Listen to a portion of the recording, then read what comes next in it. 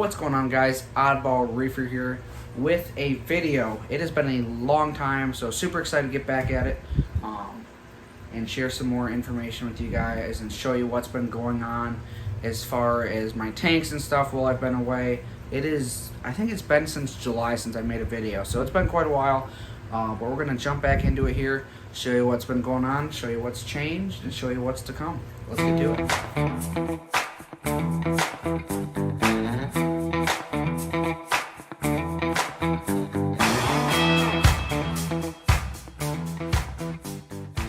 I'm going to start you guys off with the new kind of setups.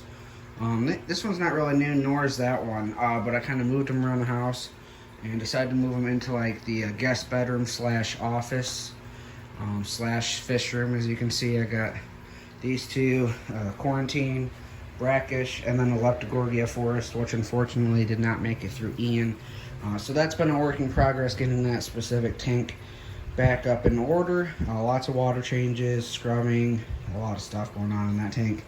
But yeah, so we got the freshwater Amazonian tank over here. Lots of tetras. Obviously, not all these plants are from the Amazon. But yeah, just something a little different. I've always loved freshwater, so why not have a small piece of it here to constantly look at and admire. I would like to get a few more different species of tetras in there. We got some Pristillas, a red eye, and a serpe. Maybe get a couple more serpes and maybe a cichlid of somewhat. This is the new lagoon tank. This used to be the frag tank, but I simply took the frag rack out, put some sand in, and then added these rocks that were in the sump of my Caribbean reef out there. Obviously, it's still, now that I did that, it's almost going to somewhat recycle. There might be a diatom operated. There's a little bit going on here. Obviously, that's because the sand was dry. There was no bacteria whatsoever, and it wasn't like Caribsea or anything. It was just crushed coral. So that's going to take a little bit to kind of seed up. So we'll see how that goes.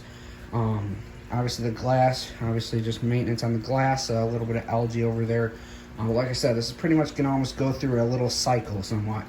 But just right now, this whole tank is pretty much going to be softies and a few LPS. I'd like to get maybe an elegance in the back corner there, and maybe Scoli or a Trachyphilia, or even a plate coral to put on the ground over here. I'd like to get an anemone. Still hesitant as of what anemone and where I would try to place it. Obviously, you can't place an anemone because they will move until they're happy. So that's going to be the biggest issue in here, because obviously there's really not much space in here. So that's going to be my only issue with an anemone, because I would like to have a pair of clowns hanging out in an anemone. That would be pretty sweet. But if it constantly moves, it's just not going to work. So we'll see what I end up doing. That's going to be a whole video on its own.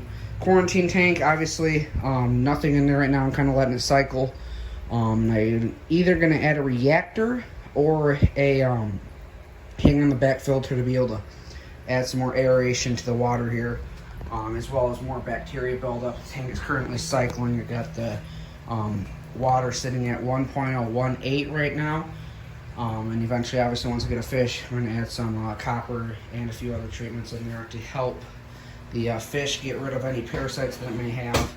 Over here, then we got this little brackish tank with a couple of mangroves on it. This brackish tank, I want to say, is 1.004. Just some bumblebee gullies right now. We got 8. A couple of snail shells in there for them to kind of hide in. But this tank's doing really well. These mangroves love the water. In salt water, you have to constantly wet them down, like the leaves and such, to get them to actually really grow.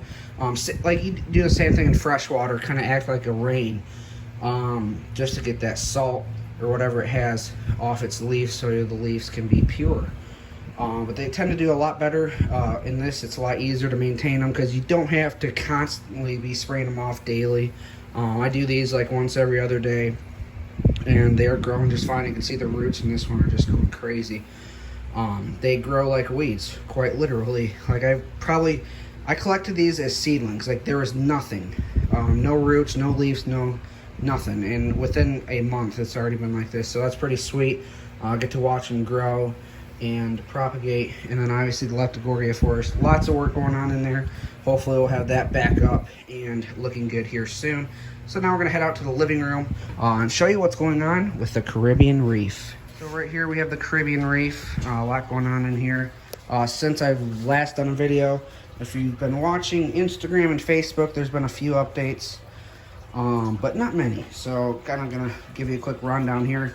Most of the fish are the same. I haven't really added much of any more fish because my next few fish that I want to add are specific fish, and I'm gonna have to wait a while to even get them.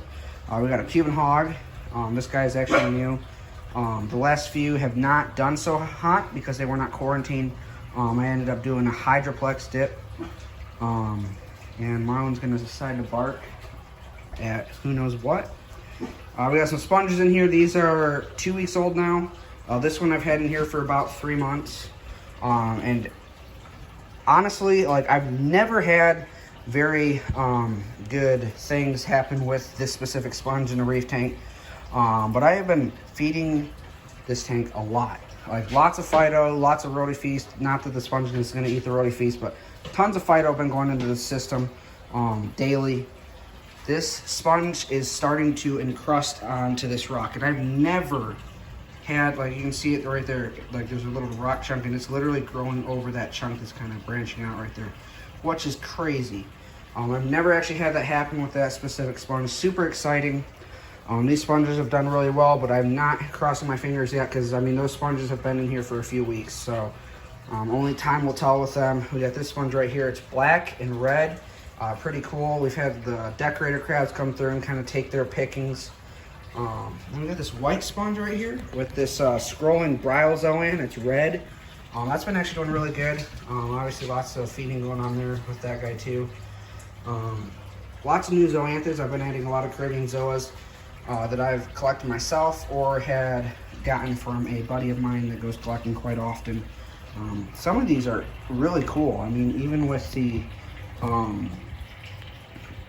whites on full blast, I mean, these guys look really cool. Like, those guys under the blues, they're insane. They got like a yellow center with a blue ring. I mean, they're really cool. Then you got the common blue Caribbean zoas. Lots of new gorgs. We got a new spiny gorg here. I'm gonna go ahead and take out all the flat blades. For whatever reason, they are not really enjoying the tank, and I'm not sure why. This one back here is doing really well, but this guy up here, I'm thinking, is either getting too much light or too much flow. I'm not entirely sure what the cause is because it slowly kind of went downhill, and I'm really not sure why. I've never had trouble in the past keeping them. So I'm probably going to pull that flat blade and let this guy grow up. So we'll see what happens there. But yeah, lots of these gorgs are starting to fill in really well. May end up pulling that flat blade and getting something else to kind of fill up the backdrop. We got a little sea fan back there, purple sea fan, Leptogorgia. A little bit different than like the normal. The branches are totally different. I mean, that's like a bushy Leptogorgia. There's definitely a different growth pattern there. And then you got the yellow sea fan, or not sea fan, flat blade in the back. And then you got a lot of my Indo-Pacific frags up top here, growing out, looking really, really good. So yeah, just kind of want to give you guys all a quick update on what's been going on while you guys have not really been here. Really excited to get back at it with you guys. Lots of things upcoming, lots of tours, lots of checking different places out that you guys haven't been with me. Super excited and can't wait to show you guys what's next. How can I end the video without introducing Marlin? This is Marlin, our lab boxer mix. Super friendly dog, a little bit crazy sometimes, but that's every puppy. Right, Marlin? Right? Right. That, guys, I want to thank you for watching this video.